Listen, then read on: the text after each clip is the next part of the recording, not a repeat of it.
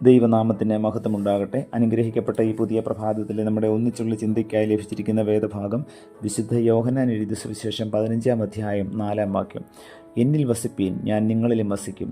കൊമ്പിന് മുന്തിരിവള്ളിയിൽ വസിച്ചിട്ടല്ലാതെ സ്വയമായി കായ്പാൻ കഴിയാത്തതുപോലെ എന്നിൽ വസിച്ചിട്ടല്ലാതെ നിങ്ങൾക്ക് കഴിയുകയില്ല. ഒരിക്കൽ സൂര്യനും ചന്ദ്രനും തമ്മിൽ വലിയൊരു തർക്കമുണ്ടായി. ആരാണ് കൂടുതൽ മഹാൻ എന്ന കാര്യത്തിലായിരുന്നു തർക്കം. തനിക്കാണ് കൂടുതൽ മഹത്വമുള്ളതെന്ന് ചന്ദ്രനല്ല തനിക്കാണെന്ന് സൂര്യനും അവകാശപ്പെട്ടു. ചന്ദ്രൻ സൂര്യനോട് പറഞ്ഞു, എൻ്റെ പ്രകാശം മനുഷ്യർക്ക് വലിയ ഇഷ്ടമാണ്. നല്ല നിലാവെന്ന് പറഞ്ഞ് മനുഷ്യർ എൻ്റെ പ്രകാശത്തെ പുകഴ്ത്തുന്നു. നിലാവുള്ള രാത്രി മനുഷ്യർക്ക് ഇഷ്ടമാണ്. പക്ഷിമൃഗാദികളും എൻ്റെ നിലാവിനെ ഇഷ്ടപ്പെടുന്നു. എന്നാൽ നിന്റെ പ്രകാശം മനുഷ്യർക്കും പക്ഷിമൃഗാദികൾക്കും അസഹ്യമാണ്. മനുഷ്യർ നിന്റെ ചൂടിനെ കുറ്റപ്പെടുത്തുന്നത് ഞാൻ കേൾക്കാറുണ്ട്. അപ്പോൾ സൂര്യൻ പറഞ്ഞു, നീ പറയുന്നതിനോട് എനിക്ക് യോജിക്കാൻ വയ്യ. എൻ്റെ ചൂട് മനുഷ്യർക്ക് അസഹ്യമായി തോന്നുമെങ്കിലും ഞാനാണ് മനുഷ്യർക്കും മറ്റും കൂടുതൽ ഉപകാരങ്ങൾ ചെയ്യുന്നത്. അതുകൊണ്ട് ഞാനാണ് കൂടുതൽ മഹാൻ. സൂര്യനും ചന്ദ്രനും ഇങ്ങനെ ഓരോന്ന് പറഞ്ഞ് തർക്കിച്ചു കൊണ്ടിരുന്നു. അപ്പോൾ ആ വഴി ഒരു പരുന്ത് വന്നു. പരുന്ത് ചോദിച്ചു, നിങ്ങൾ എന്തിനെക്കുറിച്ചാണ് തർക്കിച്ചു കൊണ്ടിരിക്കുന്നത്? ചന്ദ്രൻ പറഞ്ഞു, ഞങ്ങളിൽ ആരാണ് കൂടുതൽ മഹാൻ എന്ന കാര്യത്തെക്കുറിച്ചാണ് തർക്കം. ഞാനല്ലേ കൂടുതൽ മഹാൻ എന്ന് ചന്ദ്രൻ പരുന്തിനോട് ചോദിച്ചു. നിങ്ങൾ രണ്ടുപേരും അവരവരുടെ ജോലി ഭംഗിയായി ചെയ്യുന്നു. അതിനാൽ നിങ്ങൾ രണ്ടുപേരും മഹാന്മാരാണ്. ഇങ്ങനെ പറഞ്ഞാൽ എങ്ങനെയാണ് തർക്കം തീരുന്നത്? ആരാണ് കൂടുതൽ മഹാൻ എന്ന് കൃത്യമായി പറയണം. ചന്ദ്രന് പരുന്തിൻ്റെ വാക്കുകളോട് യോജിക്കാൻ കഴിഞ്ഞില്ല. സൂര്യനും ചന്ദ്രനും തർക്കം തുടർന്നുകൊണ്ടിരുന്നു. അപ്പോൾ നാരദ മഹർഷി ആ വഴി വന്നു. അവരുടെ തർക്കം കേട്ട നാരദ മഹർഷി പറഞ്ഞു, പകൽ സൂര്യനാണ് മഹത്വം, രാത്രിയിൽ ചന്ദ്രനും. ഇത് കേട്ടപ്പോൾ സൂര്യന് സന്തോഷമായി. ചന്ദ്ര, നമുക്ക് തർക്കം അവസാനിപ്പിക്കാം. നാരദ മഹർഷിയുടെ അഭിപ്രായത്തോട് യോജിക്കാം. അങ്ങനെ പറഞ്ഞാൽ പറ്റില്ല. നാരദ മഹർഷിയുടെ അഭിപ്രായത്തോട് എനിക്ക് യോജിപ്പില്ല. ചന്ദ്രൻ പിടിവാശി ഉപേക്ഷിക്കാൻ തയ്യാറായില്ല. പിടിവാശി കളയൂ, ഞാൻ പറഞ്ഞതാണ് സത്യം. നാരദ മഹർഷി ചന്ദ്രനെ ഉപദേശിച്ചു. ചന്ദ്രൻ നാരദൻ്റെ ഉപദേശം കേൾക്കാൻ തയ്യാറായില്ല. കൃത്യമായി ആരാണ് മഹാൻ എന്ന് പറഞ്ഞാലേ ഞാൻ കേൾക്കൂ. അവസാനം നാരദ മഹർഷി പറഞ്ഞു, ഞാനൊരു പരീക്ഷണം നടത്താം. അപ്പോൾ മനുഷ്യർക്ക് ആരെയാണ് കൂടുതൽ ഇഷ്ടമെന്ന് മനസ്സിലാകും. അതിന് തയ്യാറാണ്. ചന്ദ്രൻ പറഞ്ഞു, അടുത്ത വെളുത്തുവാവ് ദിവസം നീ ആകാശത്ത് പ്രത്യക്ഷപ്പെടരുത്. ചന്ദ്രൻ അതിന് സമ്മതിച്ചു.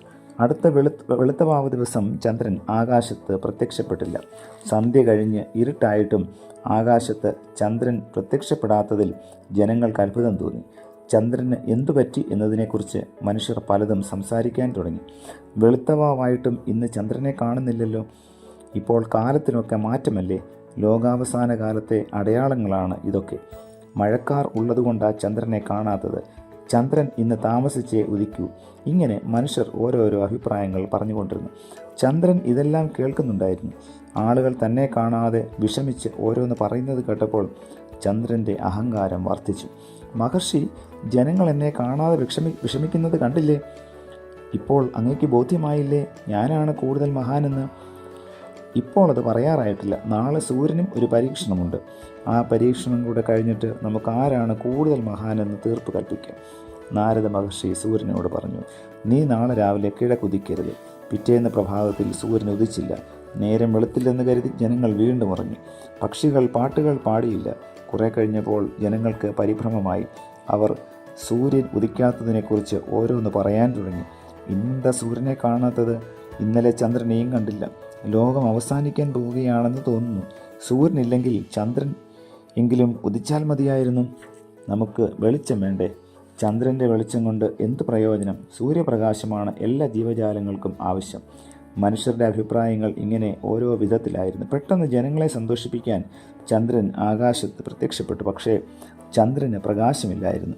ചന്ദ്രൻ നാരദ മഹർഷിയോട് ചോദിച്ചു, എനിക്കെന്തോ കുഴപ്പം സംഭവിച്ചിരിക്കുന്നു. എനിക്ക് പ്രകാശിക്കാൻ പറ്റുന്നില്ലല്ലോ. ചന്ദ്ര, നിന്റെ പ്രകാശം യഥാർത്ഥത്തിൽ സൂര്യനിൽ നിന്നും കിട്ടുന്നതാണ്. നിന്റെ പ്രകാശം സൂര്യൻ്റെ പ്രകാശരശ്മികൾ നിന്നിൽ തട്ടി പ്രതിഫലിക്കുന്നതാണ്. സൂര്യനില്ലെങ്കിൽ നീ ഇല്ല. അതിനാൽ ആരാണ് കൂടുതൽ മഹാനെന്ന് ഞാൻ നീ പറയണോ? വേണ്ട മഹർഷി, എനിക്കെൻ്റെ തെറ്റ് മനസ്സിലായി. സൂര്യനാണ് എന്നേക്കാൾ മഹാൻ. ഞാൻ എൻ്റെ അജ്ഞത മൂലം തർക്കിച്ചതാണ്. ചന്ദ്രൻ പിന്നീട് സൂര്യനോട് പറഞ്ഞു, നിന്നോട് ഞാൻ ഒത്തിരി തർക്കിച്ചു. എന്നോട് ക്ഷമിക്കണം. നീയാണ് മഹാൻ. ചന്ദ്രൻ്റെ വിനയത്തോടെയുള്ള സംസാരം കേട്ട് സൂര്യൻ പുഞ്ചിരിച്ചു. സൂര്യൻ്റെ പുഞ്ചിരിയിൽ ഭൂമിയിൽ പ്രകാശം തെളിഞ്ഞു. സൂര്യപ്രകാശം കണ്ട് ജനങ്ങൾ അത്യാഹ്ലാദം പ്രകടിപ്പിച്ചു. പ്രിയമുള്ളവരെ, ഈ ഒരു കഥയിൽ നിന്നും നാം മനസ്സിലാക്കുന്ന ഒരു വലിയ സത്യമുണ്ട്. നീതിസൂരനായ യേശുവിൻ്റെ മുഖത്തേക്ക് നാം നോക്കിയില്ലെങ്കിൽ, യേശുവിനോട് നാം ചേർന്നിരുന്നില്ല എങ്കിൽ എൻ്റെയും നിങ്ങളുടെയും ക്രിസ്തീയ ജീവിതത്തിൻ്റെ മൂല്യം വളരെ ചെറുതായിരിക്കും. കർത്താവിനോട് ചേർന്ന് നാം ജീവിച്ചാൽ, കർത്താവിനോട് ചേർന്ന് നാം പ്രവർത്തിക്കുമ്പോഴാണ് കർത്താവ് നമ്മെ ആവശ്യപ്പെടുന്ന ലോകത്തിൻ്റെ വെളിച്ചമാക്കി മാറ്റുവാനായി നമുക്ക് സാധിക്കുന്നത്. പ്രിയമുള്ളവരെ, ആയതിനാൽ കർത്താവിൻ്റെ വെളിച്ചവാഹകരായി നമുക്ക് ദൈവസന്നിധിയിൽ ഒന്നിച്ച് നമ്മെ തന്നെ സമർപ്പിക്കാം. ഇന്ന് പകൽക്കാലം കർത്താവിൻ്റെ ഒരു വെളിച്ചമായി തീരുവാൻ ദൈവത്തിൻ്റെ പരിശുദ്ധാത്മാവ് നമ്മെ ഓരോരുത്തരെയും സഹായിക്കട്ടെ. പ്രാർത്ഥിക്കാം. പ്രിയ കർത്താവെ, നൽകിയ വചനത്തിനായി നന്ദിയോടെ സ്തോത്രം. അങ്ങയുടെ ഒരു വെളിച്ചമായി കർത്താവെ ഈ ഭൂമിയിൽ പ്രശോഭിപ്പാൻ തക്കവണ്ണം ഞങ്ങളെ അവിടുന്ന് സഹായിക്കണമേ. അങ്ങയിൽ നിന്നുള്ള പ്രകാശം കർത്താവെ ഞങ്ങൾക്ക് വേണ്ടുവോളം ലഭിച്ച് കർത്താവെ ഈ ലോകത്തിൽ ജ്യോതിസുകളെ പോലെ പ്രകാശിപ്പാൻ ഞങ്ങളെ അവിടുന്ന് സഹായിക്കണമേ. പുത്രൻ്റെ നാമത്തിൽ പ്രാർത്ഥന കേൾക്കണം പിതാവേ. ആമേൻ.